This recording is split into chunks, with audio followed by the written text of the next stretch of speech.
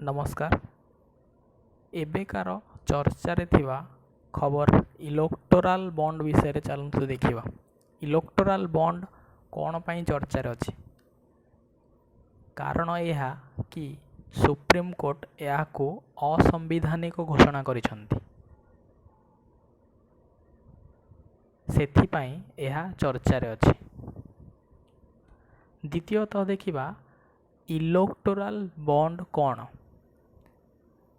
ଏହା ମାଧ୍ୟମରେ ରାଜନୈତିକ ଦଳ 2018 ପରଠାରୁ ଚାନ୍ଦା ପାଉଛନ୍ତି, କିମ୍ବା ଅନ୍ୟ ଶବ୍ଦରେ କହିପାରିବା 2018 ପରଠାରୁ ରାଜନୈତିକ ଦଳ ଏହି ପ୍ରକ୍ରିୟା ସାହାଯ୍ୟରେ ଚାନ୍ଦା ପାଉଛନ୍ତି। ତୃତୀୟରେ ଦେଖିବା ଇଲେକ୍ଟୋରାଲ ବଣ୍ଡର ଆବଶ୍ୟକତା କ'ଣ ପାଇଁ ପଡ଼ିଲା? ନା କାରଣ ହେଉଛି ଏହା ପୂର୍ବରୁ ବ୍ୟବସ୍ଥା କିପରି ଥିଲା ଚାଲନ୍ତୁ ଟିକେ ଦେଖିଦେବା।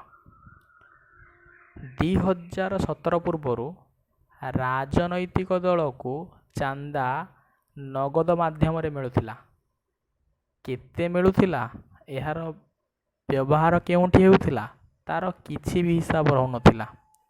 ତେଣୁ ଏହି ପ୍ରକ୍ରିୟାରେ ସ୍ୱଚ୍ଛତା ଆଣିବା ଲାଗି 2017 ବଜେଟରେ ପୂର୍ବ ଅର୍ଥମନ୍ତ୍ରୀ ଅରୁଣ ଜେଟଲୀଙ୍କ ଦ୍ୱାରା ଏକ ପ୍ରସ୍ତାବ ରଖାଯାଇଥିଲା,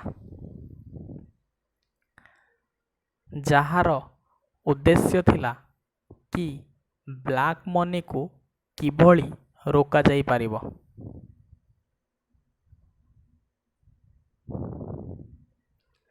ତାପରେ ଦେଖିବା ଇଲେକ୍ଟୋରାଲ ବଣ୍ଡ କିପରି ଲାଗୁ ହେଲା। ନା 2018ରେ ସରକାର ଏହାକୁ ମନି ବିଲ୍ ଭାବରେ ଲୋକସଭାରେ ପାସ୍ କରିଥିଲେ। ଏହାକୁ ମନି ବିଲ୍ ଭାବରେ ପାସ୍ କରିବାର କାରଣ କ'ଣ ଥିଲା? ନା କାରଣ ଏଇଆ ଥିଲା କି ମନି ବିଲ୍ କେବଳ ଲୋକସଭାରେ ପାସ୍ ହୁଏ, ଆଉ ସେହି ସମୟରେ ସରକାରଙ୍କର ରାଜ୍ୟସଭାରେ ବହୁମତ ନଥିଲା। ସେଥିପାଇଁ ଇଲେକ୍ଟୋରାଲ ବଣ୍ଡ ବିଲ୍କୁ ମନି ବିଲ୍ ଭାବରେ ଲୋକସଭାରେ ପାସ୍ କରିଥିଲେ। ଏବେ ଦେଖିବା ଇଲେକ୍ଟୋରାଲ ବଣ୍ଡ କାର୍ଯ୍ୟ ପ୍ରଣାଳୀ। ଏହା କାର୍ଯ୍ୟ କରେ କିପରି? ଇଲେକ୍ଟୋରାଲ ବଣ୍ଡ କାର୍ଯ୍ୟ ପ୍ରଣାଳୀ ଦେଖିବା ଚାଲନ୍ତୁ। ପ୍ରଥମେ ଦେଖିବା ଇଲେକ୍ଟୋରାଲ ବଣ୍ଡ ଜାରି କରିବାର ଅଧିକାର କାହାକୁ ଦିଆଗଲା। ନା ଇଲେକ୍ଟୋରାଲ ବଣ୍ଡ ଜାରି କରିବାର ଅଧିକାର SBIକୁ ଦିଆଗଲା ବା ଦିଆଯାଇଥିଲା। SBIକୁ ଯେତେବେଳେ ଇଲେକ୍ଟୋରାଲ ବଣ୍ଡ ଜାରି କରିବାରକୁ ଅଧିକାର ଦିଆଗଲା, ତା ମାନେ SBIର କିଛି ନିର୍ଦ୍ଦିଷ୍ଟ ବ୍ରାଞ୍ଚରେ ଏହି ସେବା ଉପଲବ୍ଧ ଥିଲା। କେତେବେଳେ ଉପଲବ୍ଧ ଥିଲା? ନା ପ୍ରତି 3 ମାସରେ ପ୍ରଥମ 10 ଦିନ ପାଇଁ ଏହି ସେବା ଉପଲବ୍ଧ ହୁଏ। ଯେମିତି ଜାନୁଆରୀରୁ ମାର୍ଚ୍ଚ ମଧ୍ୟରେ ଜାନୁଆରୀ 1ରୁ ଜାନୁଆରୀ 10 ପର୍ଯ୍ୟନ୍ତ ଏହି ସେବା ଉପଲବ୍ଧ ରହେ। ଏପ୍ରିଲ 1ରୁ ଏପ୍ରିଲ 10 ପର୍ଯ୍ୟନ୍ତ ଏହି ସେବା ଉପଲବ୍ଧ ରହେ।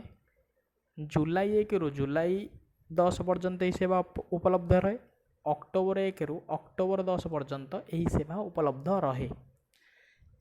ଏବଂ ଯେଉଁ ବର୍ଷ ଇଲେକ୍ସନ୍ ହୁଏ, ସେହି ବର୍ଷ ଏହାର ସମୟ ସୀମାକୁ 30 ଦିନ କରିଦିଆଯାଏ।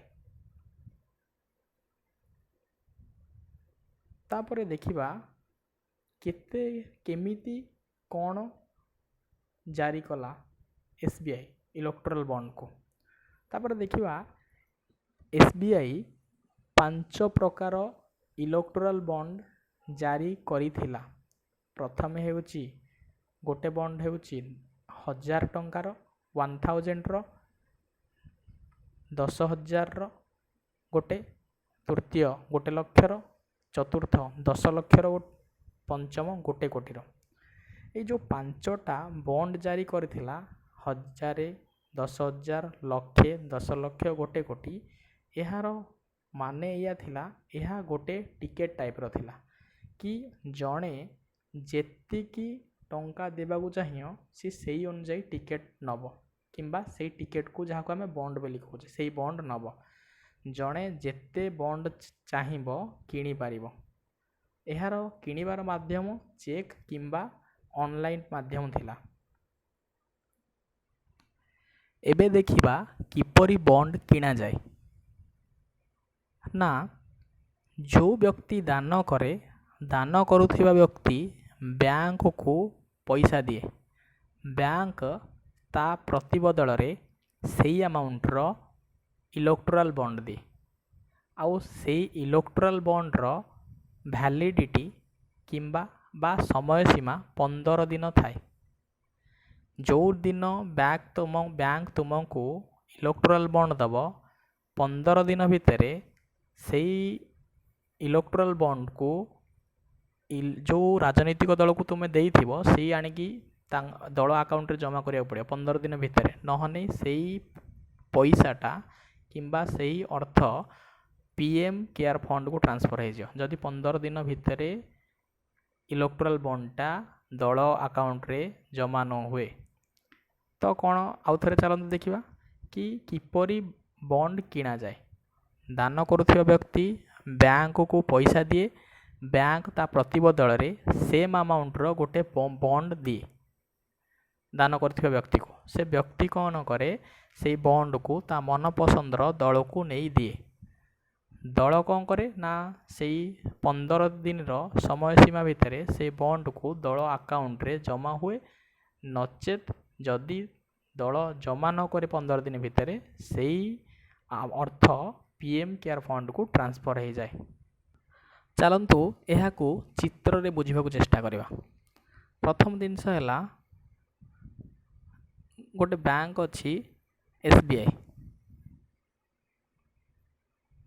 गोटे बैंक अच्छी एसबीआई गोटे लोक अच्छी लोक को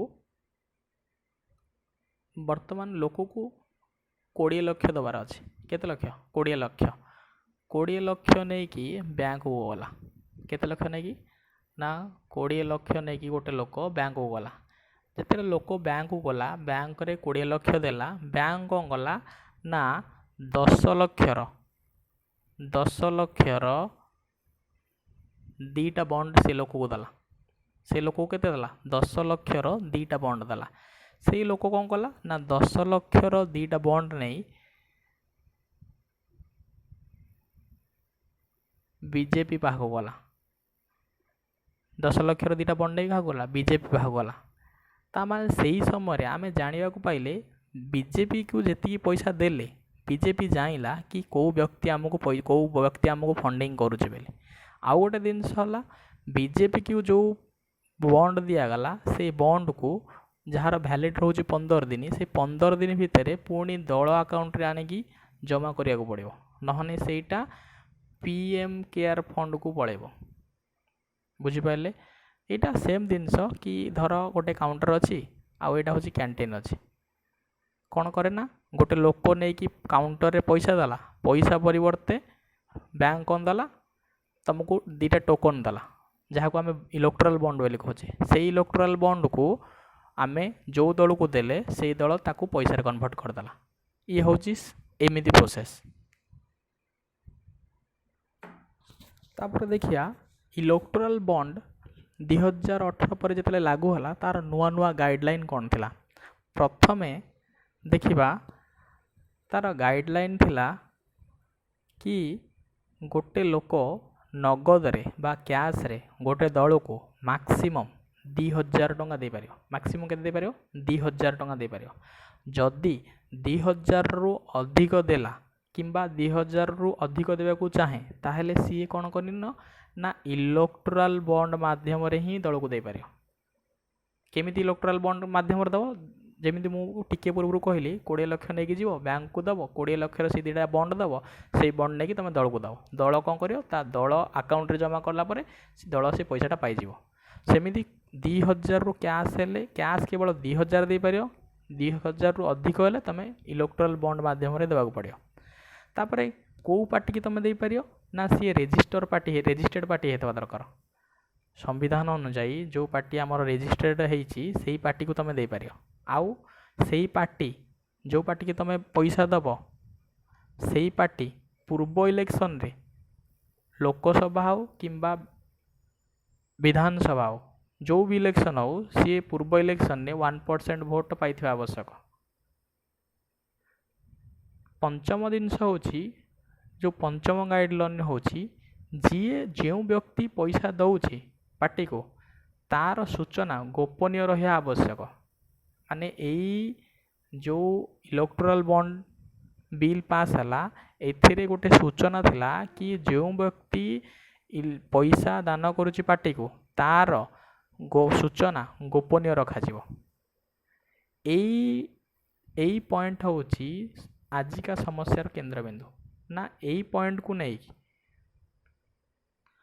यही सूचना गोपनीयतार पॉइंट किंबा यही पॉइंट को केंद्र करी एडीआर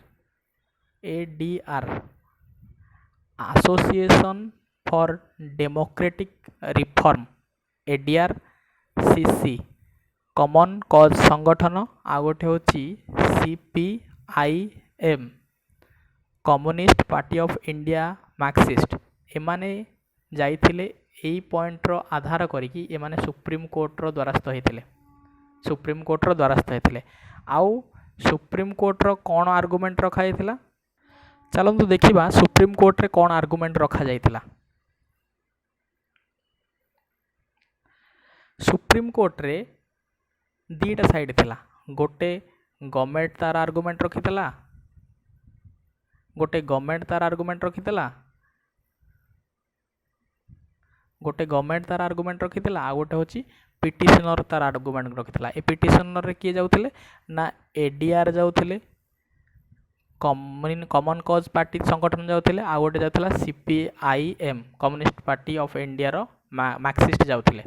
जो गवर्नमेंट तार पक्ष रखिला गवर्नमेंट प्रथम पक्ष रखिथिला ए जो सीए ए व्यवस्था आनीछि मनी बिल हिसाब रे इलेक्टोरल बॉन्ड जो व्यवस्था आनीछि एहा द्वारा सीए स्वच्छता को प्रमोट करुछि जे जेमिति कला धन किंबा ब्लैक मनी को रोका जाई पारियो। आउ सेकेंड पक्ष रखिला सीए कि जदि अर्थदान करुथिबा व्यक्तिर सूचना को गोपनीयता न रखा जाए अर्थदान करुथिबा व्यक्तिर सूचना को गोपनीयता न रखा जाए ताहले आकु परवर्ती मुहूर्त रे टार्गेट कर दिया जाई पारे सेथिपाई ये तार पक्ष रखिला गवर्नमेंट।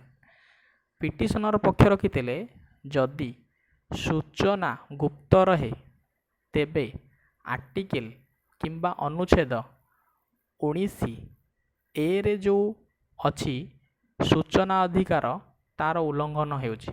जदि सूचना को गुप्त तमे रखिबो ताहेले पिटिशनर कहया कथा जदि तमे सूचना गुप्त रखुछ तार संविधान रे थिबा अनुच्छेद 19 क रे जो अछि सूचना अधिकार तार उल्लंघन हेउछि।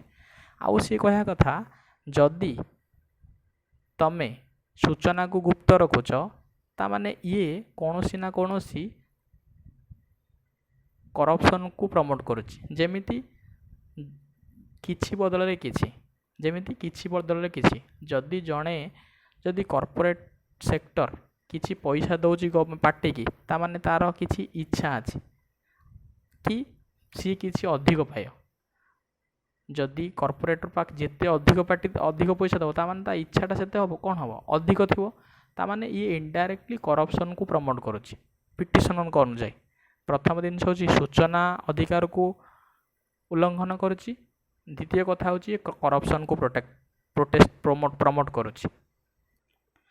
तापर देखिया जो सुप्रीम कोर्ट को डिसीजन आसीथिला ये 5 जणिया बेंच देथिला 5 जणिया बेंच रे 5-0 रे निष्पत्ति नै जायथिला ता माने 5 जण जाक जज निष्पत्ति नैथिले जे इलेक्टोरल बॉन्ड हेउची गोटे असंविधानिक सेथिपाई आकु कहा जाए 5-0 रे निष्पत्ति नै जायथिला ना 5 जणिया जज थिले 5 जण जाक जज डिसाइड करथिले निष्पत्ति नैथिले निष्पत्ति रे पहुंचीथिले कि इलेक्टोरल बॉन्डटा असंविधानिक से माने किछि टिप्पणी देते जो जो टिप्पणी गुरुत्वपूर्ण ताकू मु डिस्कसन करने चाहूँगी। प्रथम जिनस है सी कही जनता को तांको जनप्रतिनिधि एवं राजनैतिक दल विषय जानिबार संपूर्ण अधिकार अच्छे, जहाँ को अन्यत्र कहीपर कि अनुच्छेद 19 क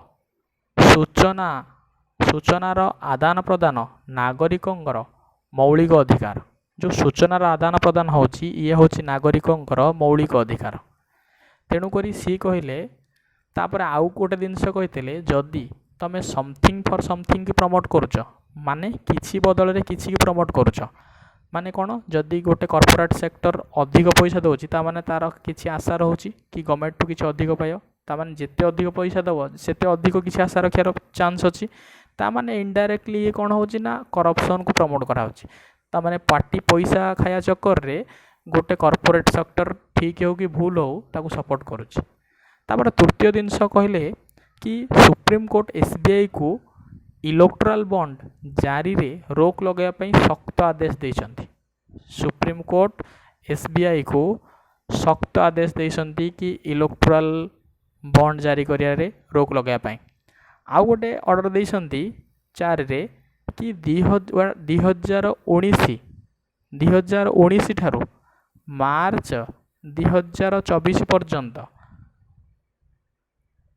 जेते भी किंबा जो व्यक्ति माने दान देइछंती तांकर सूचना 12 मार्च 2024 पूर्वर इलेक्शन कमिशन को हस्तांतर करा दिया जाओ।